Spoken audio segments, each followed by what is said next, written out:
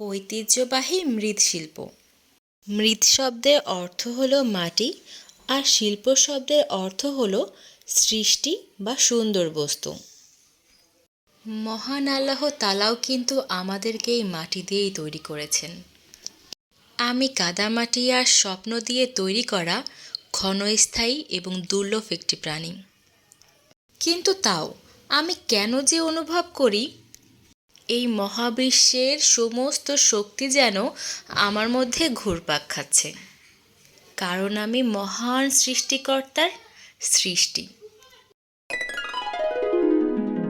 এই মৃৎশিল্প আমাদের লোকজ ঐতিহ্য এবং সংস্কৃতির একটি অংশ।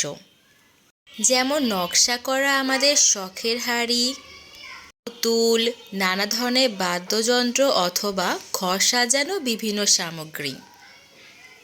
আজকাল তো মানুষ শখ করে মাটির তৈরি ডিনার সেট ব্যবহার করছে। যেমন আমার কিন্তু এই মৃৎশিল্পর অনেক পছন্দ। আজ আমি কিছু মাটির বাসনকোসন কিনে ঘরে ফিরব। আর এইটা হচ্ছে শীতে যাদের পা ফাটে তাদের জন্য। কে কে গিফট নিতে চাও বলো, তাদের প্রত্যেকের বাসায় আমি একটি করে পাঠিয়ে দিব। এটা হলো আমার আজকের মৃৎশিল্পের শপিং, মানে মাটির বাসনকোসন। মাটির কড়াইটি কেনা বাদ হয়ে পড়েছে, তবে এরপরে যে অবশ্যই কিনব। কেমন হয়েছে অবশ্যই জানাবেন কমেন্টে। মাটির বাসন আমার অনেক পছন্দ। একটা সুন্দর হাঁড়ি নিয়ে নিয়েছি, এখানে আমি মাংস রান্না করে রাখবো অথবা ফিরনি।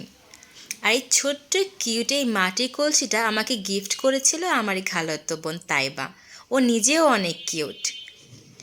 এখানে হয়তো ভর্তা অথবা কোনো ফ্রাইড কোনো আইটেম রাখতে পারি। আর কোনো আইডিয়া থাকলে অবশ্যই আপনারা সাজেস্ট করতে পারেন। মাটির বাসনে ভর্তা ভাত খেতে কিন্তু দারুণ লাগে।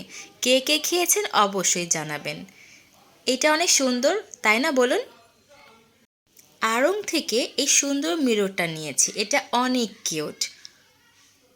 আড়ংয়ে কিন্তু ছোট ছোট পিচি পিচি হাঁড়ি পাওয়া যায়। এগুলো কিনে ঘরের শোপিস অনুযায়ীও কিন্তু আপনারা সাজাতে পারেন। এবার ভেবেছি একটা সুন্দর পিকনিক করব, কি বলেন?